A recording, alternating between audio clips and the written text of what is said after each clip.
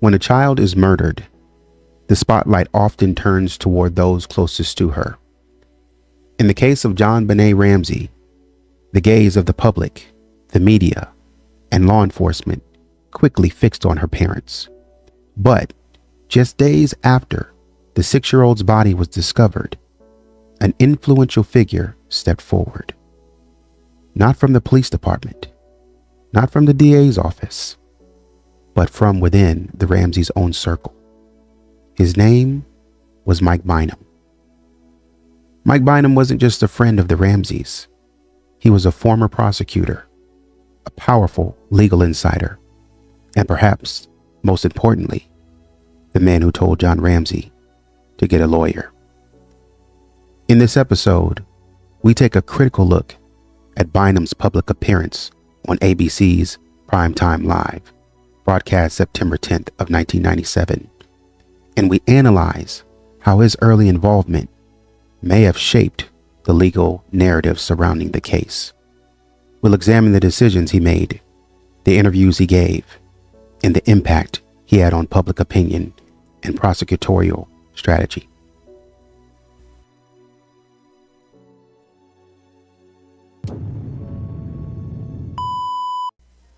In September 10th, 1997, Diane Sawyer was hosting, I believe, an episode of ABC Primetime Live, and Mike Bynum, a close friend of the Ramseys and Dr. Buff, we'll talk about him a little bit later, a close friend of the Ramseys and former prosecutor, defended John and Patsy as loving parents, he called them, and said that they were absolutely incapable of murder, sort of insisting their grief was genuine and backed by JonBenet's pediatrician, Dr. Buff.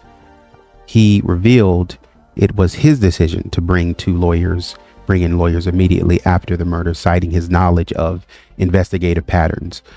Bynum served as what you might call a gatekeeper between the Ramseys and police, refusing interviews and polygraphs, criticizing law enforcement's ethics, and denying abuse allegations. He conducted a personal PR tour of the home to challenge media narratives, argued that pageants were no more exploitive than youth sports, and dismissed polygraphs as Ouija board science, while offering no elaboration on intruder theories, all moves that shaped early public perception and legal strategy. This is kind of the story of Mike Bynum as we see on ABC's Primetime Live. But before we move forward, I want to shout out to a couple special people for sponsoring this video. You know, I got to shout out the homie, Main Hypnosis LLC, 3294. You know what it is. Big props for the $14.99. Didn't have to do it. Thank you so much, Main. Appreciate you for continually coming through. Got to say what's up and thank you to Anna Bellum. Appreciate you for the $10. Much appreciated. And thank you guys for liking the comment. Thank you guys for encouraging that. Thank you so much. And big shout out to Trace the Ace for the love and support. Once again, thank you all for liking the gift. Much appreciated. I think between the 5 on the last one and then the 4, it's 9. So we appreciate it. You know, thank you for showing love.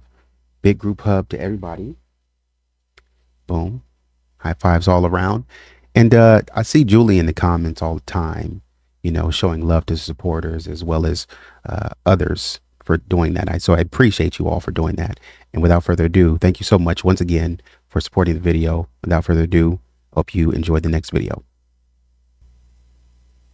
Once again, shout out to everyone who supported the channel monetarily. Shout out to everyone who supports the channel by liking and subscribing. Thank you all for when you subscribe and I am able to see the comment. Thank you for coming in, saying what's up and saying, hey, new sub here. Appreciate it.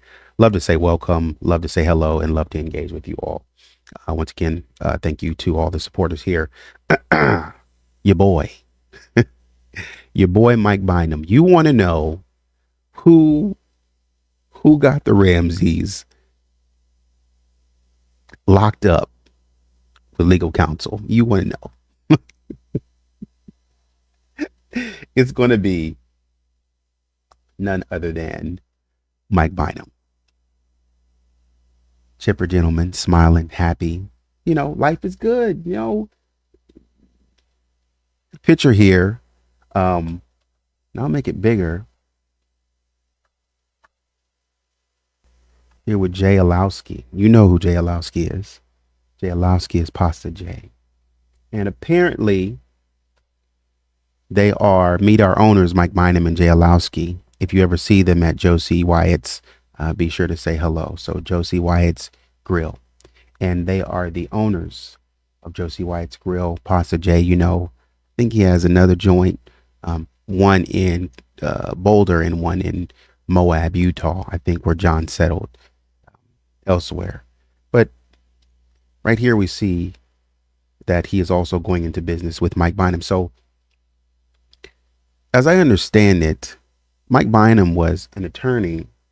He was actually the corporate attorney for Access Graphics and Lockheed Martin, and a close friend of John Ramsey's apparently. And it's all the same circle, Jay Alowski, Pasta J, Mike Bynum, John Ramsey. They all kind of run in the same circle. And so that would make sense that somehow, some way, and I guess we'll start here. Somehow, some way, when we look at this, and I'll just kind of go through this. This is available. This is a transcript that I pulled off a line from, I think, Tripod Lyrics or something like that. I pulled off a line, but this is a transcript of, there used to be a show on TV called ABC's Primetime Live, and it was with Diane Sawyer. And this was, I think, I tried to find the video, but I couldn't. But this was I think it was season 6. I can't remember what episode, but I think it was season 6 or something like that. It was season 6 of ABC Primetime Live. And so not only does Mike Bynum, the lawyer friend who kind of got the Ramseys involved in all of this, not only do they sit down with him, but they sit down with Dr. Buff. And so we're going to take a look at Dr. Buff a little bit later on. And I'm not going to, this is a somewhat lengthy article, and I want to kind of separate a little bit, but I want to talk through kind of the points that I found interesting in this case. And so the first point that we just kind of go to is when Bynum seems to suggest that he learned about JonBenét's death after the Ramseys had gone to a friend's house. And so I think that house was the Fernies. So apparently Bynum was out snowshoeing with his family and friends.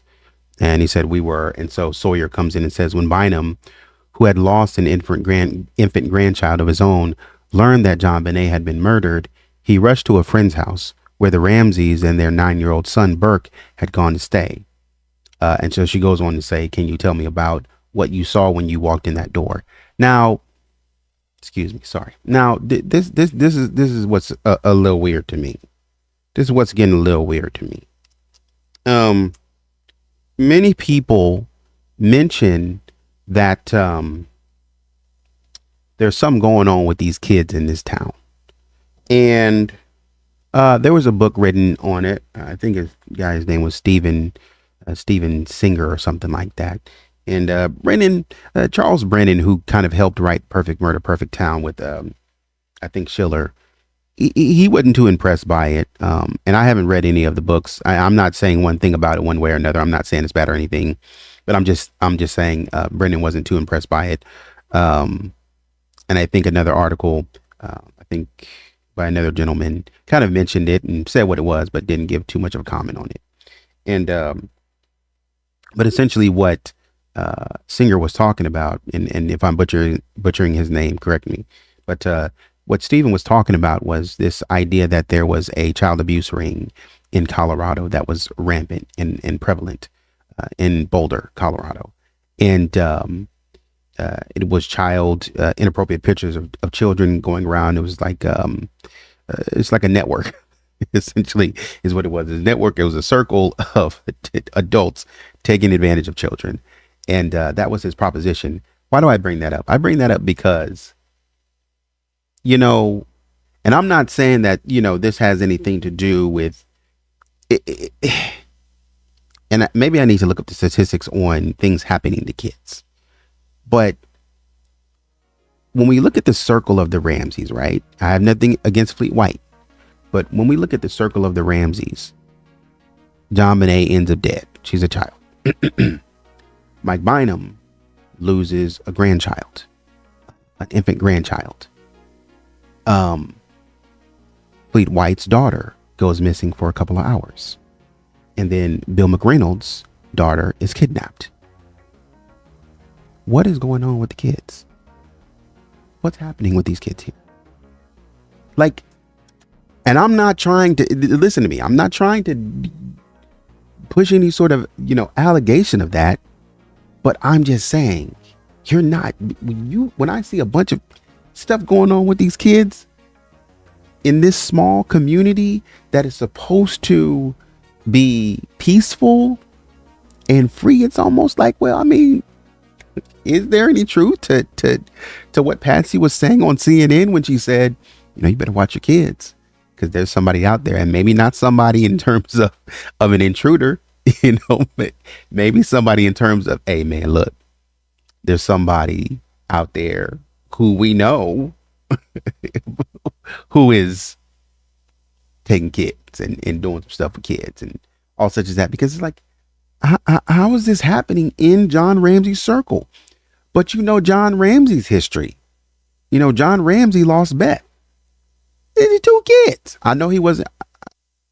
I don't think he was in Boulder at the time. I think he was. Maybe because Beth died in 92. He was in Boulder in 91. You see what I'm saying? I'm not trying to push a narrative. I'm just saying that's 5 kids that went missing or ended up dead. Fleet White's daughter ended up missing, got her back, but JonBenet is in Boulder. I assume that Bynum's infant granddaughter was in Boulder.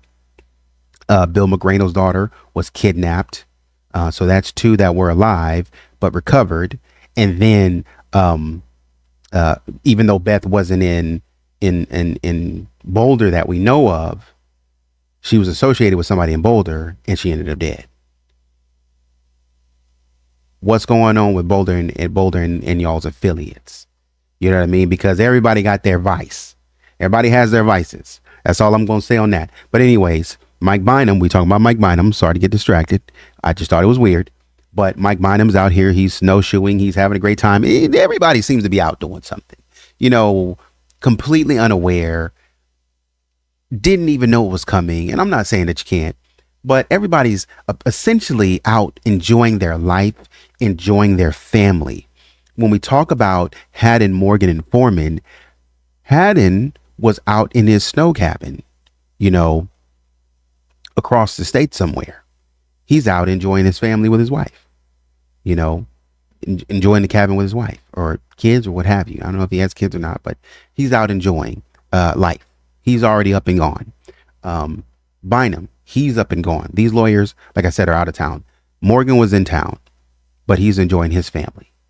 Everybody for the Christmas holiday is enjoying their family when they get this call. He's out there. And so obviously the introduction. Bynum gets the information. He finds out. I don't know how he found out. I'm going to be honest with you. But he apparently he's important enough to call. I don't know how he got the initial call, but apparently he was important enough to call, right? Because what I don't know is who called him to say, hey, Mike, you better get over here because there's a situation, because calling him had to be associated with him being a lawyer, had to be, or a lawyer that maybe, somebody had to say something to call a lawyer who's out of town hanging with their family. Because again, why do I make that point? I make that point because Susan Stein wasn't called. Susan Stein ended up being a protector of the Ramseys, but Susan Stein wasn't called because what services was Susan Stein offering?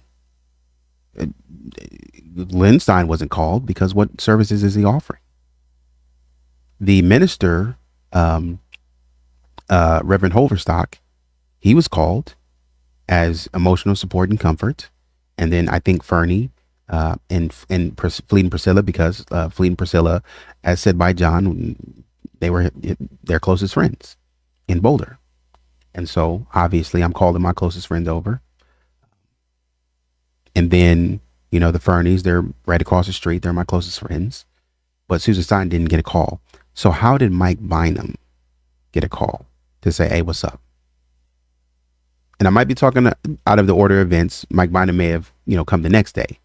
But at any rate, it goes on to say that he went in and he's seeing the family. He goes in, and right here, I believe it is, he goes in and he sees everybody's devastated.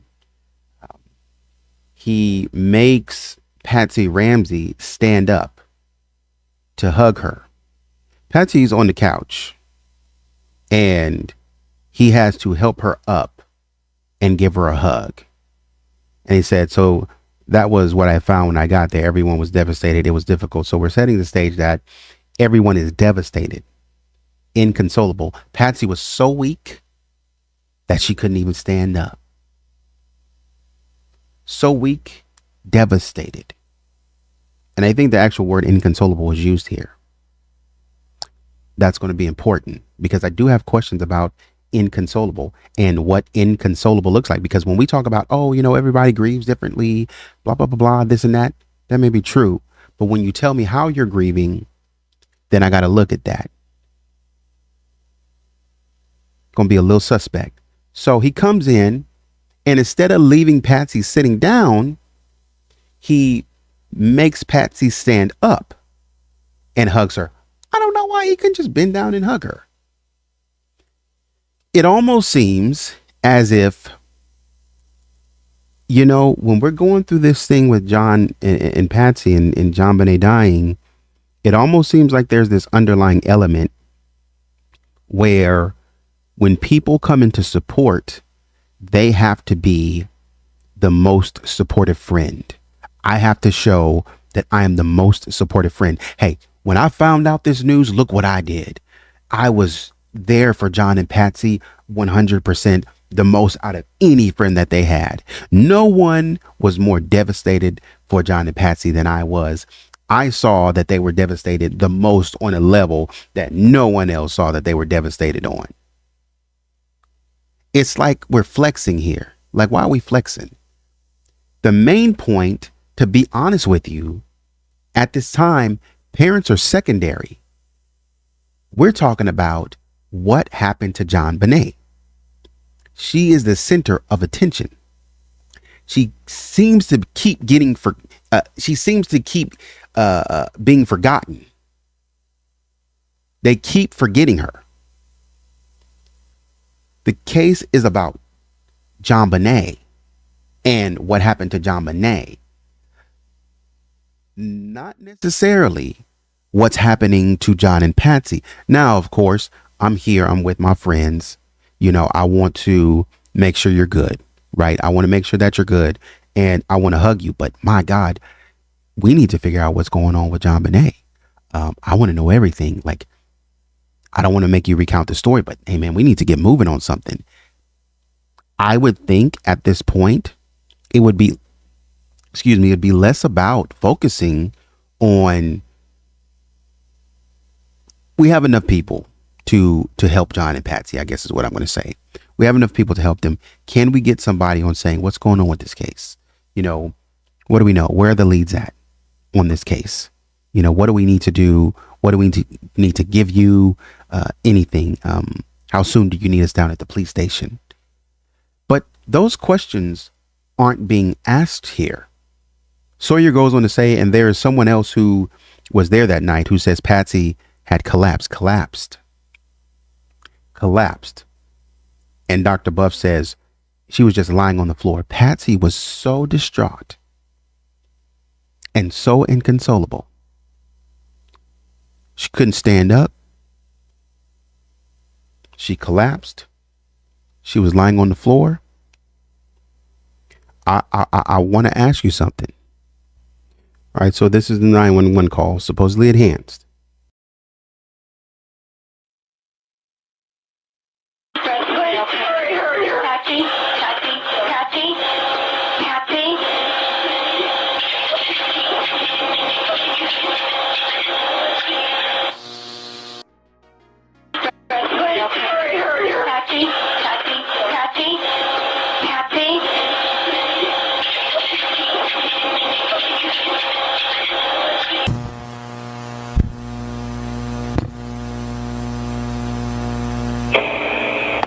911 emergency. We need him.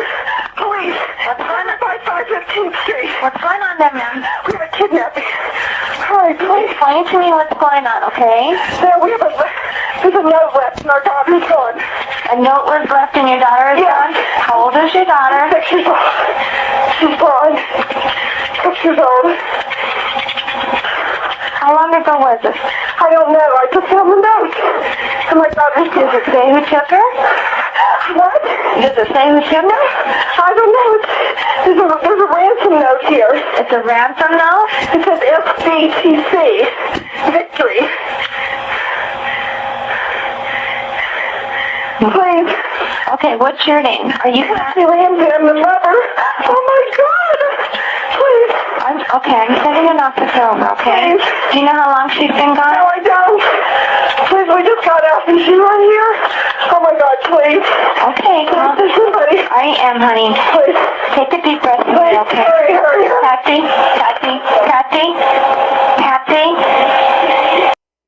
What I'm noticing is that Patsy is responding very well, actually.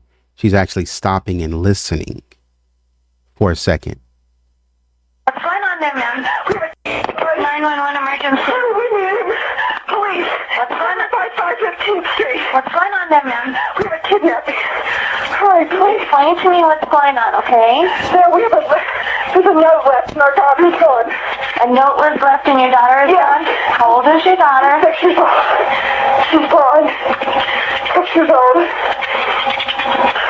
How long ago? She's listening. That's not inconsolable. Inconsolable, I want you to notice something. Inconsolable would mean that she's stricken with grief and she cannot be comforted. Stricken with grief and cannot be comforted. This is the problem with this call. Patsy has an element to where she can be comforted. She can be calmed down. She's not up in arms. Please just get somebody here. Please get somebody here. Hurry, 911. Please, I don't care about anything. Somebody's got my daughter. Please, please get here. Just can you get here? She's stopping and she's listening and she's taking it in. The second thing that I'm noticing here that's missing is ain't nobody else talking. There's two other people in the house and one is said to be asleep. The other one should be standing right there listening. Why is it so quiet? Why is it quiet? You both lost your daughter. Even if you enhance the audio, we're listening for audio at the end, but what we ain't listening for is audio during. There should be weeping on the other side of that phone. There should be somebody trying to comfort Patsy, telling Patsy, calm down, babe. Just, we there should be somebody coming and saying, we have a kidnap. There's a letter here, and inconsolable would mean that I'm trying to get them both calm. Okay, so I'm gonna have to get you guys one at a time. That would be inconsolable. That would be somebody that was truly stricken with grief. I'm not saying Patsy has no grief for losing a child. I'm saying in this moment, there doesn't seem to be any sort of inconsolable, grief-stricken behavior that is out of control to where you have the spouse, because raise your hand, show of hands. And I don't care what side you're on. I don't care if you're BDI. I don't care if you're RDI. I don't care if you're PDI, JDI. I don't care if you're IDI. Show of hands. If your spouse was on the phone calling in your dead child, where would you be? Standing right beside him. Number one. Number two, Would you be standing there like, what are they saying? What are they saying? What are they talking? What are they saying? Put me on speaker. Put it on speaker so I can hear. Would you be doing something like that? Or would you be weeping? Even if you're quietly on the other end of the phone, quietly. I'm sorry, is there somebody else there with you? Yeah, my husband's here. We just lost our daughter. You would hear that on the other end of the phone. You would hear something. It was dead quiet. The entire call. Dead silent. For somebody who can't be controlled. Even when times when she said, Patsy, she stopped, you didn't hear anything in the background. That's my point. Back to the analysis. So the Ramseys are inconsolable, according to Bynum. He is trying to sell us a story that John and Patsy truly are hurting about the loss of their daughter. And I'm not saying they're not, but I'm just saying some of the ways in which it seems performative is questioned. So they're having a problem. I note that he goes in, tries to hug Patsy, inconsolable, has to pick her up and hug her and give her a hug. He should have just left her down there. But they go on to say that the Boulder Police Department, as we have here, the Boulder Police Department refused to release the body unless they got an interview from Patsy and John, because I think the state of Patsy Ramsey at the time, they didn't want it. They wanted an interview. And so they were trying to hold the body is essentially what they were trying to do. And so this is what Bynum is talking about here when he says, he said the police are refusing to release JonBenét's body for burial unless John and Patsy give them an interview. I've never heard anything like that. I said to the DA, I don't know whether or not this is illegal, but I'm sure it's immoral and unethical. Who does that sound like? What kind of language? Who uses that language that you know of? I'll help you. Lynn Wood. Lynn Wood says that. Lynn Wood will talk and not really know if something's legal or not, but he'll just be saying it. Like he'll be in some of the depositions and he'll be like, I object. And they'll be like, what? Why are you objecting? You can't object here. There's no reason to object. And you're like, oh, well, I don't like what you're saying. But when we get into talking about, we're not talking about legality here. We're talking about whether or not you're being nice to me is what they're talking about. These people are not, the police are not being mean. They're just trying to hold, because we know what they were doing. It's not like we don't. We know what the police were doing. The police were still trying to work and understand more about the autopsy and the body of JonBenet Ramsey. What you should have been doing. Linda Arndt's there looking at the body, shining a black light over it, saying this is what we found. And then when we come up with something, we need more time to check that out. But despite that, John and Patsy knowing, because this is the thing, John and Patsy probably knowing what Linda and other detectives found on the body, they know we need to swab that. We need to swab her legs so that we can have that DNA and kind of get that process and everything. But they rushed to bury JonBenet, knowing that they're still looking at the body for different things. They rushed. They were so focused on getting JonBenet buried. Why? What's the rush? Why do we need to bury her so fast? And they said, can you come and talk to us? And then we have the acting attorney saying, I don't know if it's illegal or not, but I feel like it's immoral and unethical. And he goes on to say, I just was not willing to participate and facilitate or do anything other than to say, no, not no, but heck no. You're not getting an interview. And I did say that. And so he steps in because at John's confirmation, Bynum says, well, first of all, I told John that there were some legal issues that I needed that needed to be taken care of. And John just looked at me and said, do whatever you think needs to be done. And he and Burke went into a room to talk. And he went into a room to talk with Burke. And so I did. I go down here and I tell the police, you're not getting an interview. Linda Arndt is shining a black light. This is a critical point in the case. Probably the most critical if we're going to try to find an intruder here. Linda Arndt is shining a black light and saying, hey, man, we see fluids on this girl's legs right here because everything else on her body looks wiped down. But what we have here is we have remaining fluids that they forgot to wipe down. So even though the criminal tried to be slick, we still got him. Aren't you excited and happy that we still have evidence that we can, boom, this is whose ever DNA right here is on her legs. And it's gonna be you. But instead of taking that tidbit and allowing the police to explain that, because the police were giving them everything else, instead of allowing the police to explain that, they said, nah, not really interested in that. I don't really care. That's not important. The most important thing right now is giving her a proper burial. What? More important than collecting DNA?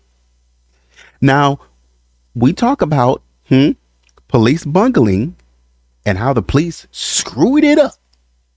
Screwed what up? I'm at the morgue. I'm with the coroner. I'm trying to figure out what's on this girl's legs. Did I screw that up? It seems as if John and Patsy screwed it up.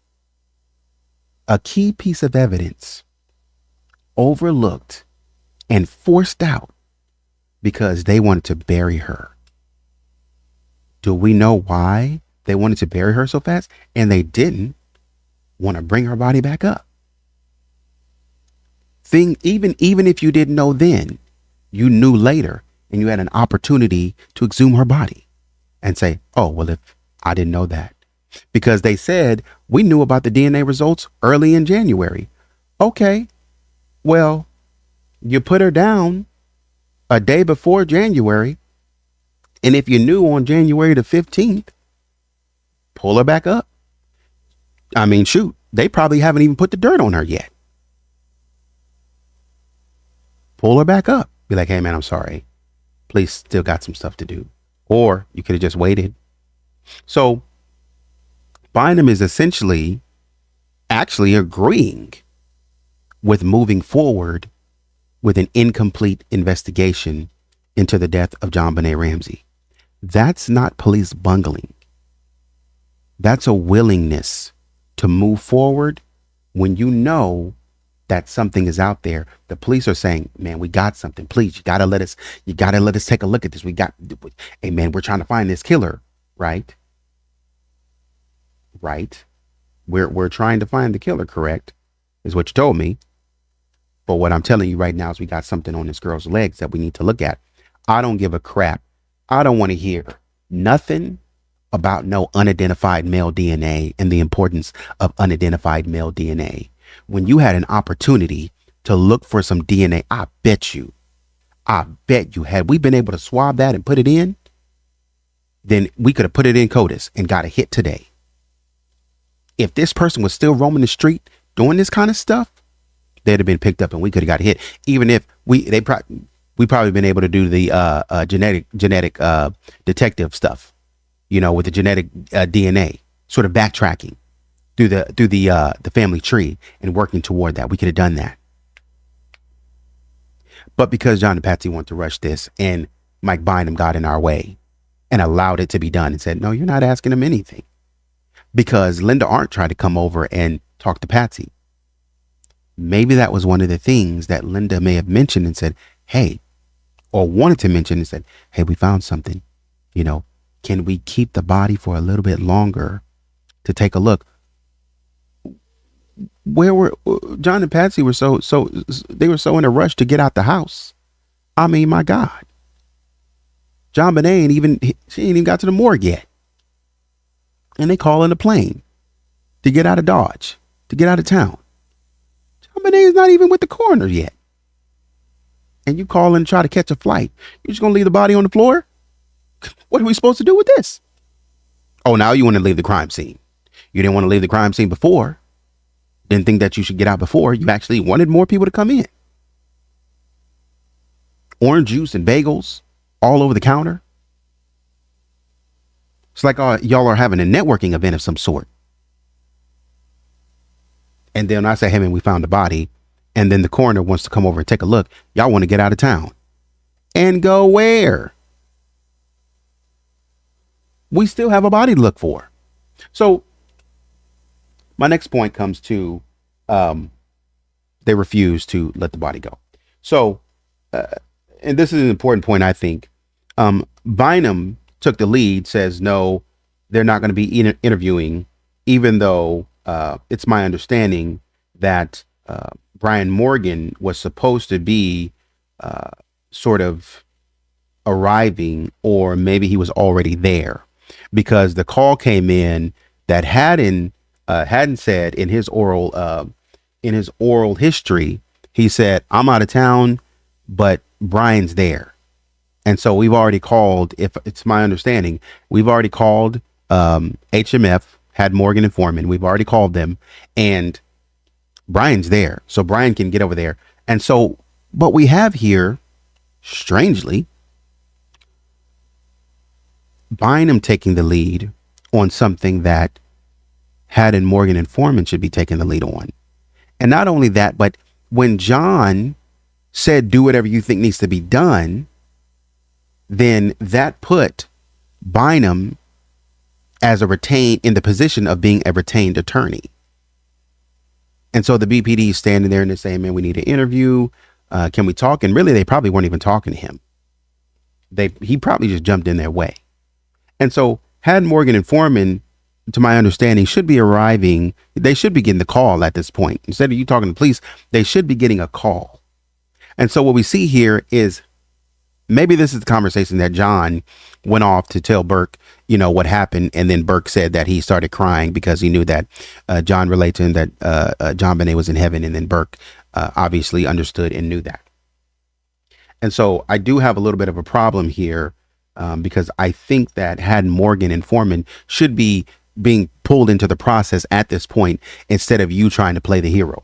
So that's funny to me. So my next note says that unless he had failed to call them at the time, and maybe he's trying to handle it for now, but knows that he's not adequate. He is like, look, I can fend them off, but I'm not adequate to I know a little bit. I know enough to be dangerous, but I'm not really up for this fight. And so he kind of shuts them down. Bynum says there's some legal issues to be taken care of. And my question becomes at that point, because he walks up, we don't know anything. We don't know anything about anything. But Bynum walks up to John and says, there are some legal issues that need to be taken care of. This is the next day. The next day, Bynum leaves wherever he was and rushes to the Ramseys' side, probably knowing full well what's going on. And he jumps in and says, there are some legal issues we need to take care of. Whoever called you, what did they brief you on? What did they tell you? Because from what I'm understanding, you didn't go to the house. So you didn't see what was at the house. So somebody who was at the house had to have called you and said, it's bad, man. It's really bad. You need to get down here. It's bad.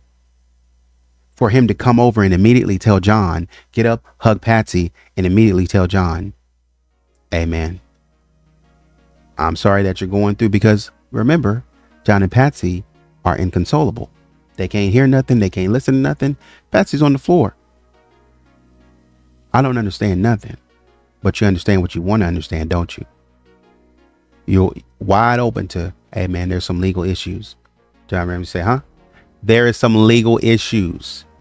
Oh, well, take care of that for me. You're well aware of what he means when he says there's some things that need to be taken care of.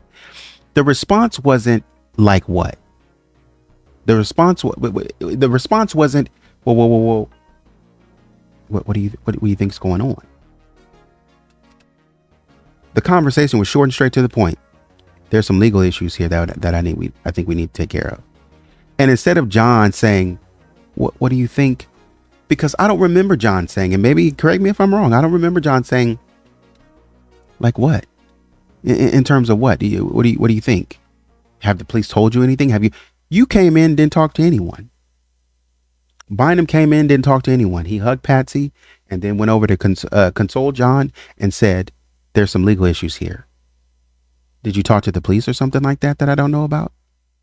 And the police said, hey man, I think we're eyeing the Ramseys for this.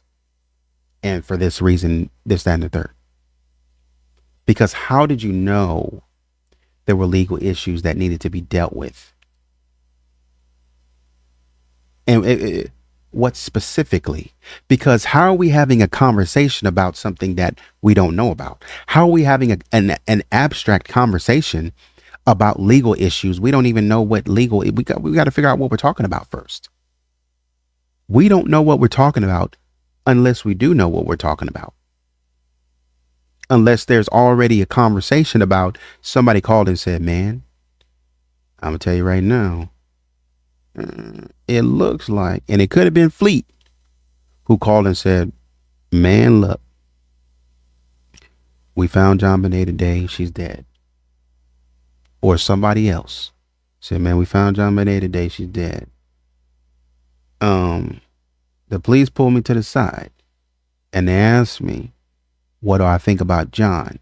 And I said, that's my good friend. And they asked me, what was his relationship like with JonBenet? And I said, I've never saw them have any, or heard of them having any problems. That's all I said. But when they said that, I knew it was an issue. And I said, hey man, we should. And I knew as soon as I got away from that conversation with them, I was going to call you. And I'm calling you, man. You need to get down here. That's how the conversation would go. For you to come in and without saying anything, because think about it this way. If you're a manager, you got people that report to you at work. You're a manager or what have you, and you're sitting at home. You're off for the day, something like that. You're relaxing. It's your day off. Somebody calls up and says, or let's say, all of a sudden, you need to be up at the job site. Do you just jump up and go to the job site and be like, oh, my spidey senses are tingling. There's something going on at the job site.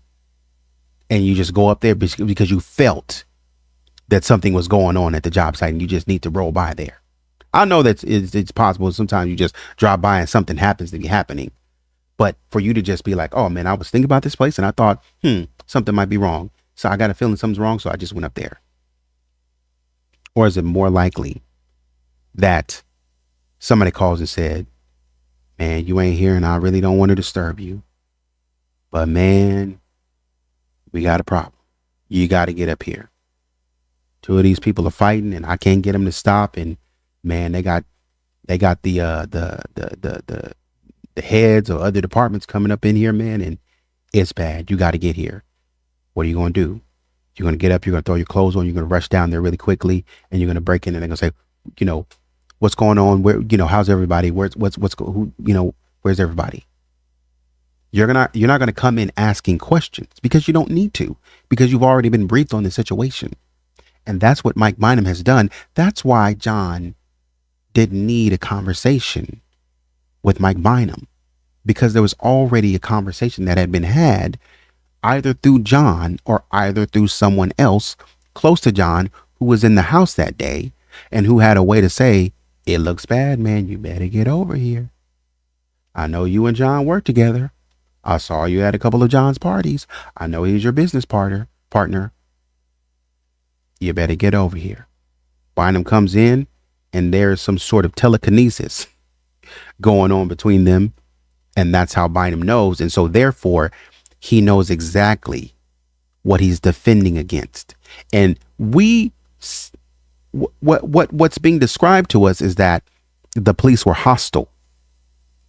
Oftentimes is the police were hostile. They were mean. They were trying to force us to do stuff. You know, they didn't want to give us the body. And I said, and I went to the DA. I said, man, is that legal? They're making it seem like it's hostile. That's coming from the Ramsey camp. The Ramsey camp is saying everyone was hostile to us. They were looking at us like we were crazy and they were being mean to us. They wouldn't let us do anything. But you have somebody already initiating something with the DA. You wouldn't call the DA unless you knew the DA personally, which you did, Mike Bynum. Mike Bynum worked in the prosecutor's office for a little while. So he calls up the DA to ask for, really what he's asking for is prosecutorial advice. Can they hold the body? We are trying to pull the body away from the police. And they are holding it. They said they're still doing an investigation. The police are in the middle.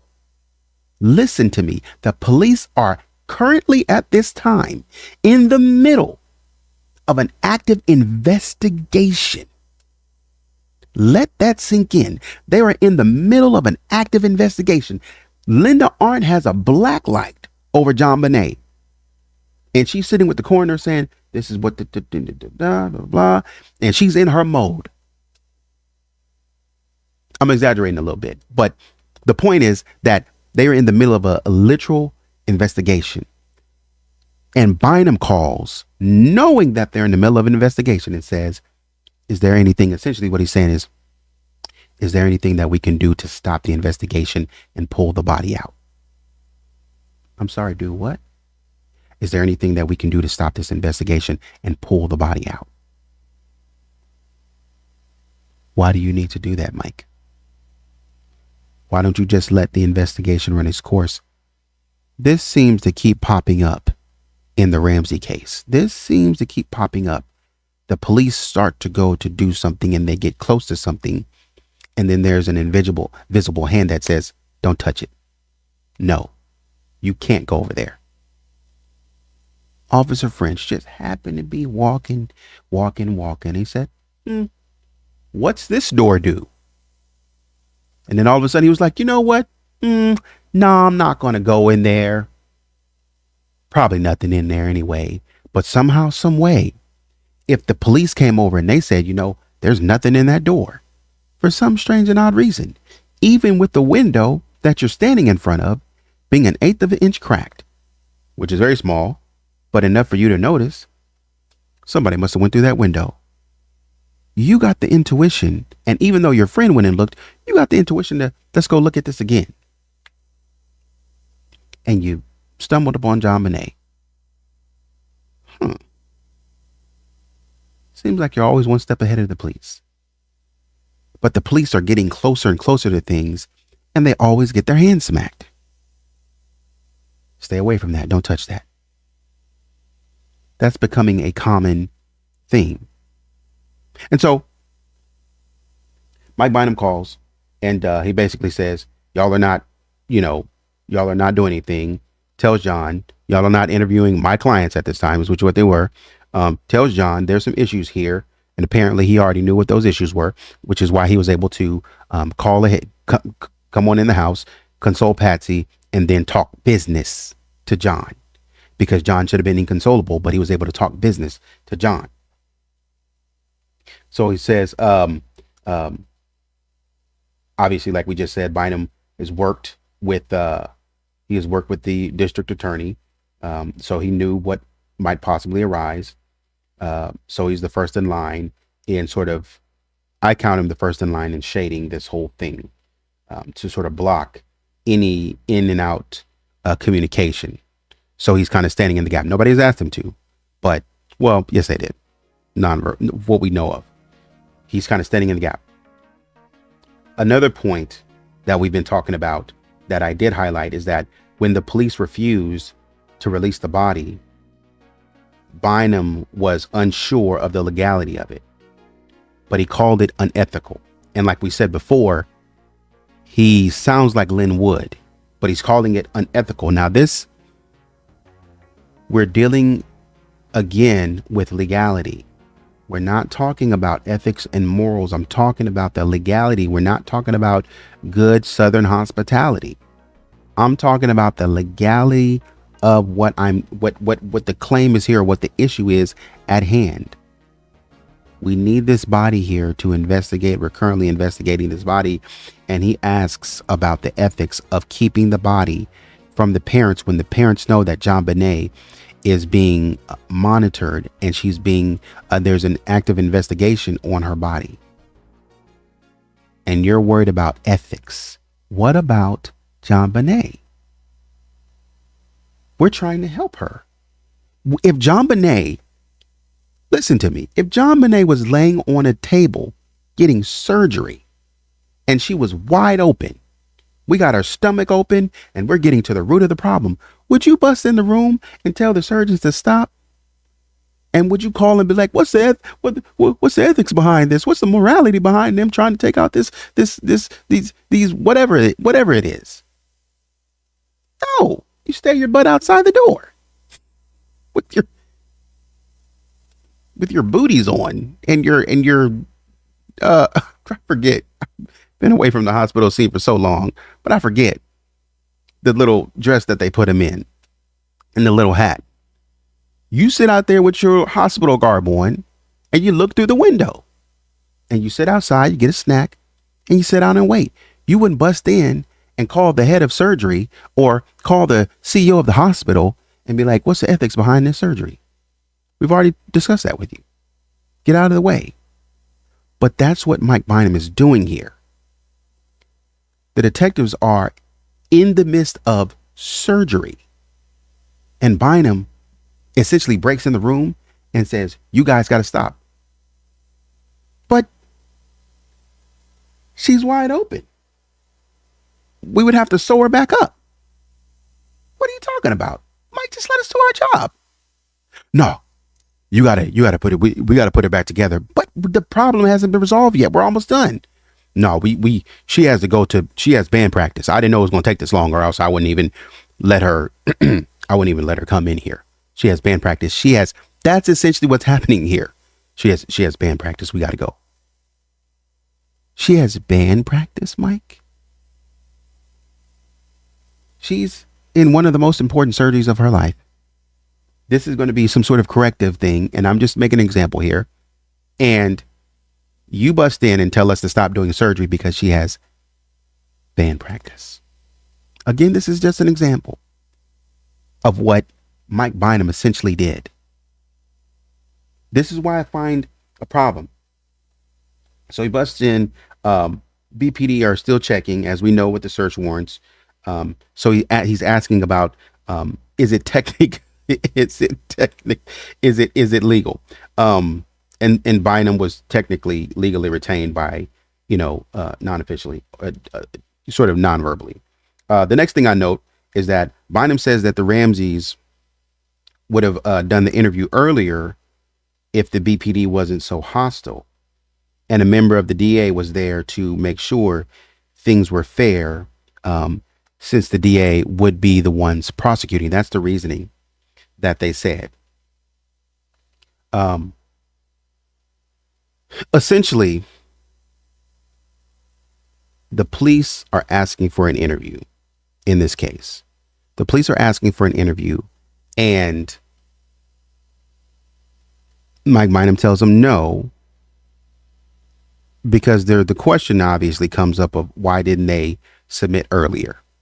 Why didn't they submit to an interview earlier? And this is the point where Sawyer kind of brings that up. Diane kind of brings that up. She says, but of all things that solidified suspicions against the Ramseys, probably the biggest was the 4-month delay in granting police a formal interview. Bynum says the Ramseys wanted to talk, but their attorneys insisted that a member of the DA's office be present. Why? He says because the police were so hostile and the DA makes the final decision whether to prosecute. He insists that the big holdup was that police waited so long to let the DA's office in. Bynum says the primary issue preventing an interview for all that time, despite everything people were told in the media, was the issue of the presence of the DA there. You don't need the DA there. Show of hands. I know you guys are crime enthusiasts, and I know you guys watch crime shows. Show of hands. Please tell me in the comments, how many times have you watched a true crime episode? Forensic Files, Paul Azan, I think it's Tamron Hall. How many times? I started watching recently when I think Celebrity Murders, I think with Monica, the singer Monica. How many times have y'all watched those episodes and the DA needed to be present in the interview because the DA was prosecuting? What that mean? What does that got to do with the price of tea in China? The police, yes, the DA will be prosecuting, but the job of the police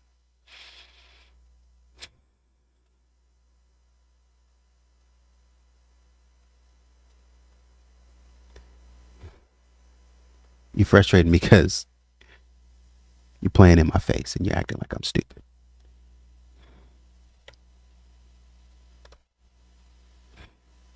The job of the police, Mike, the job of the police is to investigate the crime. Are you with me? Stick with me. The job of the police is to investigate the crime. Okay? We're going to take the police and we're going to set them over here. The police are in their bubble, doing their job. Gotta let them do it. And then the way the system works, the DA, now, you still with me, Mike? The DA is over here. The DA then is there to take the evidence that the police have collected, and the DA, still with me, Mike?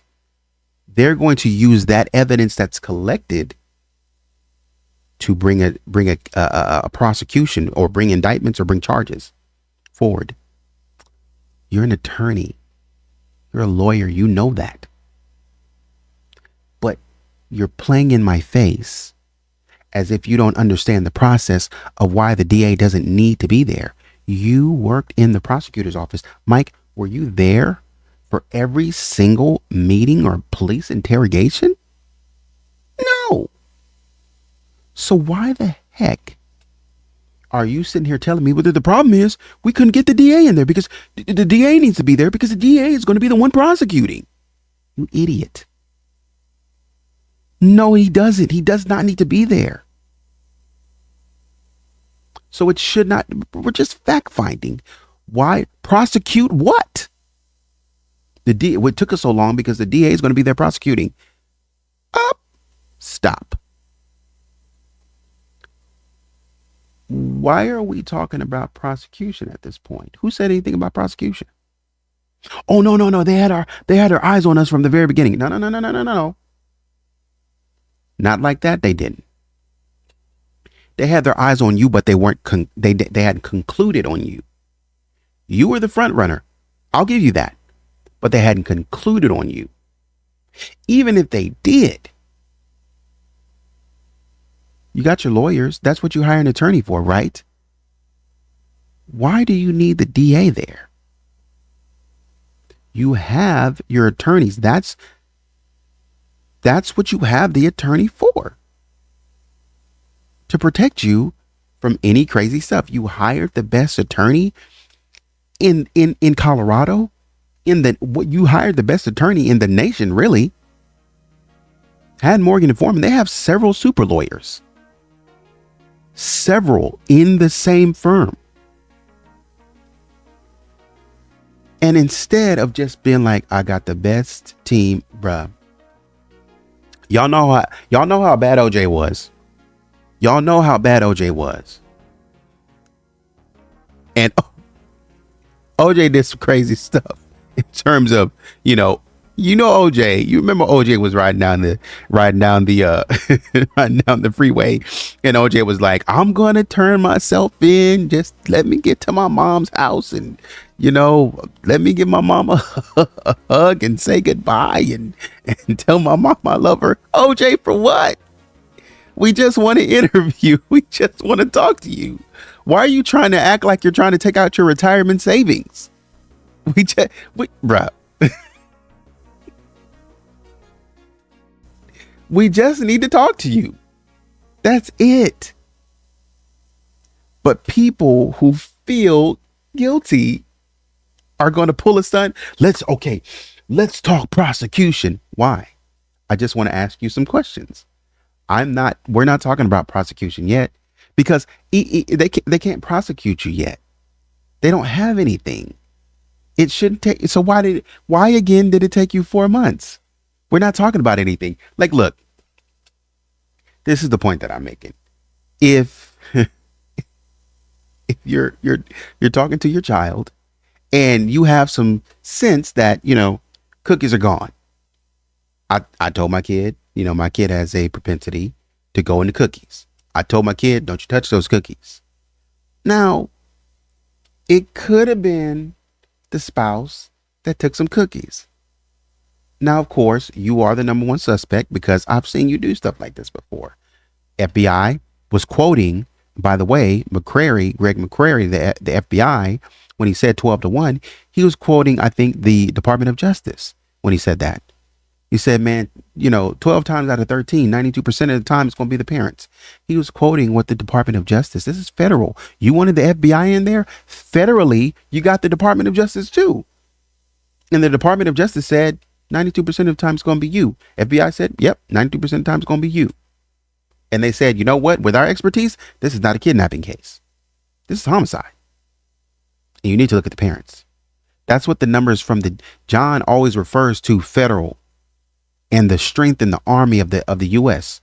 And the strength of the army in the U.S. when you push to the top, they said, oh, no, it's you. And that's what I'm saying. You call your child out. Look, I admit there could be I could have some bias against you, but I'm saying if you show up and you say, if the child shows up and you say, where were you last night? I was in my room last night, Mom, honest. Who can back that up? My sister. We were playing Nintendo. So you didn't take any cookies out the cookie jar? No, I didn't. Show me your teeth. Okay. So you got to wait till your spouse gets home. Did you eat those cookies last night? Yeah, I ate them. So we gave the kids a chance. And guess what? The kid came with support. That's what you bring support for. Oh, man. I already know Mom about to. Oh, man, she about to try to blame me for these cookies. I'm going to bring my sister for support. That's what you bring support for. What you don't do, this is what the Ramseys did. What you don't do is bring your sister for support and then call your aunts and uncles over. You don't do that. 9 times out of 10, it stays in house. My sister is all I need. Even if I got several sisters, I got a brother and I got a sister. Both of them saw me upstairs playing Nintendo or what have you. And I called them for support. I don't need to call in my aunts and uncles because this is enough. And my mom will believe them. John and Patsy not only called their brother and their sister in this example, but they called their aunts and their uncles over. Overkill. Saying, oh, we need help from the DA. No, you don't. That's not the way this works.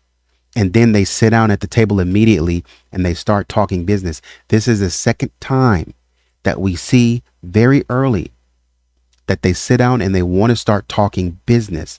The first time, as we've mentioned, is Mike Bynum coming in the house and saying, John, let's talk business.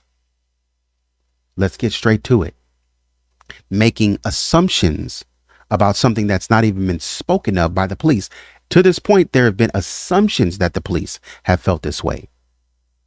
The police have not outright come out and said, even when we look at The police investigation reports, the police updates, the police never say that they're looking only at the Ramseys.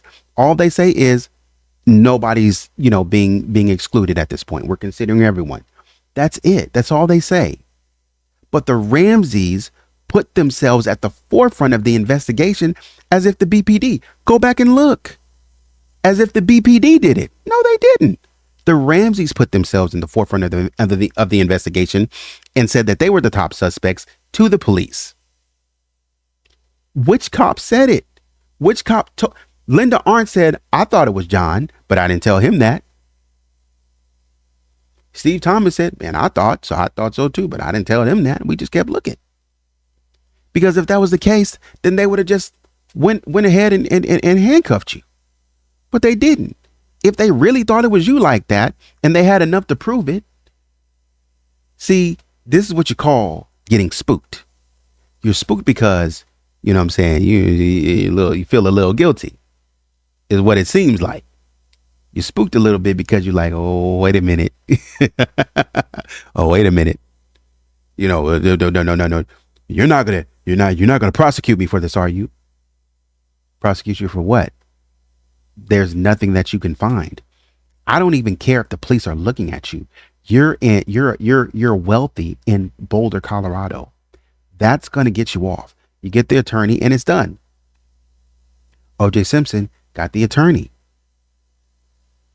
They use the attorneys. That's it. That's it. It came down to our strategy was better than your strategy. You hear Marcia Clark and Darden, Christopher Darden, talking about, oh man, I shouldn't have put the glove out there. I shouldn't have done it. But you did. And it came down to Johnny knew what you were going to do. Johnny manipulated you, man. He did experience. He was smarter than you. And he got you to do it. Johnny didn't want to do it. He wanted you to do it.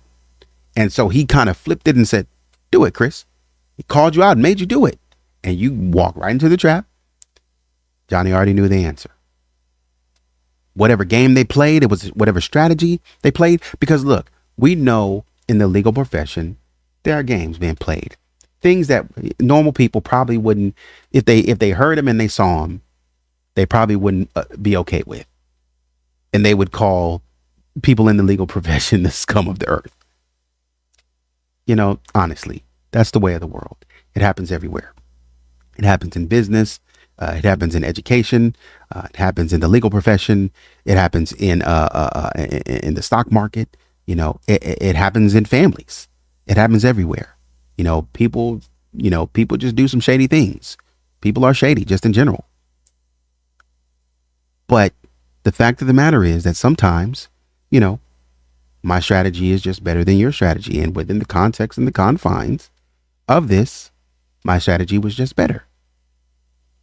That's all OJ needed. I just need to get a team of players who can strategize better. John and Patsy had that with Haddon, Morgan, and Foreman. You got people, and Haddon knows it. I'm just better. According to what the Vanity Fair article says, I'm just better than you. Hunter, Alex, I'm better than you. So that's all we need. But instead, it's essentially like the Ramseys bought a gun to a knife fight. That's essentially what it is. Why do you have that? So when you come and you get ready to start talking about interrogation already, and nobody's prosecution, we're not within 2 days. We're talking about prosecution. We're not even at the stage. One day we're talking about prosecution. We're not even thinking about prosecution right now, but the Ramseys are. The Ramseys are already thinking about them being prosecuted. We don't even know what they're being prosecuted on. That's weird. I'll come back to this. But I want you to take a second to kind of think through that. Here we've explained that the Ramseys kind of jumped the gun. And they said that they didn't know anything. But they probably knew a little bit more than they let on to knowing. That is, you're already talking about prosecution. You're already talking about business. Your guy's coming in and he's going straight to the point, and John seems to know what he's talking about. And then we're trying to put it on the police, but you're actively getting involved in a police investigation. So even though not only are you contaminating the crime scene in a way by bringing all of your friends, knowing that that's what you're doing, but you're contaminating what I might call contaminating the investigation, knowing full well that the police are in the middle of doing something, but you don't care. And we're expected to believe that the police just made these horrible errors when we can see day one, second day in, from the very beginning, John and Patsy at 6 o'clock in the morning, right after calling the cops, they called people in to contaminate the crime scene. They called their friends to contaminate the crime scene. And even when, I know Linda put a cover over JonBenet when she was dead. That's contamination. But John had contaminated JonBenet before that by taking the tape off of her mouth, touching the cord, according to what he said, and picking her up and pulling her and putting her upstairs and laying her on the ground. And then Patsy and everybody surrounding and laying on JonBenet. Because Linda Arndt wasn't the only one who put a cover over her.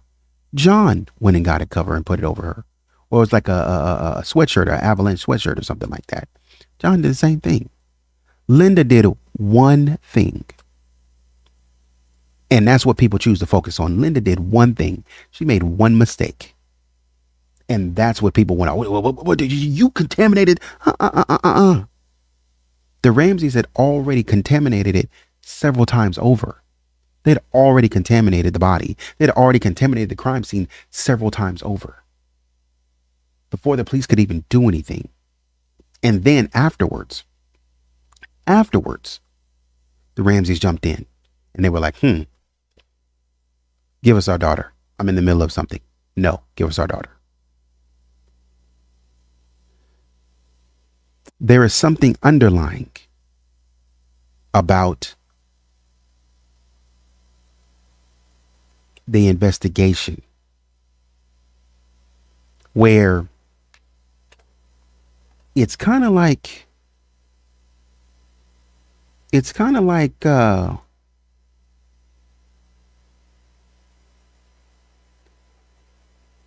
you're at work and you can't get anything. You're locking in and there's all these kind of distractions and you can't really get, at the end of the day, you can't really get anything done because of so many distractions that are annoying. So many things that it's not that just that they're distractions, but they're distractions designed to frustrate you, throw you off your game and make you mad. That's what they're specifically designed to do. Distract you and throw you completely off and make you angry. It's not just, hey, getting in the way of stuff like, man, this bug keeps on flying in my way. It's not just that kind of distraction. It's a distraction that says, what are you doing? Trying to write this paper. Why are you trying to do that? Because I need to turn this paper in by tomorrow. Can I please have some space, please? Can I have some privacy, please? And then the person says, okay, and they walk away. And while you're writing, and you have your cup of pens right here or something like that, you're writing your paper, they come over and knock the cup of pens over. And you're like, dude, why'd you do that? I told you I'm trying to write. What are you bothering me for? Please stop. And then you set the pens back up and you go, and they say, okay. And you go back to writing and you have your water here and you're minding your business, and they come over and they just knock the cup of water over your papers. And you're like, dude, I have a paper due tomorrow, dude. What are you doing? Why would you? Now I got to sit here and wait. I've been writing this paper for 2 hours, man, hand by hand. Why would you do that? I can't rewrite all this. And what it's making you do is it's making you do one or two things. You say, I'm just going to take these water stains on this paper and explain to my teacher what happened. And your teacher might be like, this needs to be turned in clean. Go back and redo it. Or you say, you know what, I'm the type of person it's got to look presentable for the first time. And so you say, man, you just cost me 2 hours, man. I got to go back and rewrite this. And this is going to prevent me from working on my other stuff. This is going to prevent me from writing the rest of my paper because I just got to copy down everything again. Hand fatigue, brain fatigue. I'm tired. 2 hours in, I should have been further than I am. But instead, I spent an hour rewriting everything because I wanted to look presentable. And now I kind of lost my train of thought. That's that kind of annoyance and agitation that's going on very subtly to get in the way of the investigation. And we're calling on the police, but what we're not calling out is this subtle annoyance and hindrance that nobody can ever fully investigate without being hindered and annoyed and blocked. But the police are in their section minding their business. And I think to kind of close this out, that kind of speaks volumes a little bit. That speaks huge volumes. Because this all started by the main man, Mike Bynum, saying, you're not getting an interview. Get out of here. Calling DA Hunter. Hey, can they do this? Well, I need to figure out because we're about to pull that body. We're about to go back in there and we're about to guns blazing. Hey, no, give us this body. Being an agitator and a disruptor. Imagine they're in there, really doing stuff, and he busts in the lab and says, give us, and they're, Mike, please, we're in the middle of something. No, give us the body. You don't think that's going to hinder the investigation at all? You don't think that's an important component and piece? That has nothing to do with the police. The police aren't perfect, but Oh, it's the police fault. It's not. But anyways, let me know what you think. Like, share, subscribe. Thanks once again to everybody who came through Maine monetarily. Maine, Annabellum, Trace. Always a pleasure. Not only, kind of seeing the likes and stuff like that and the memberships and stuff like that, but also engaging with you all in the comments. And like I said before, the encouragement. So I appreciate it. I appreciate you being here. Appreciate you being active. Each and every one of you. Thank you all for sharing.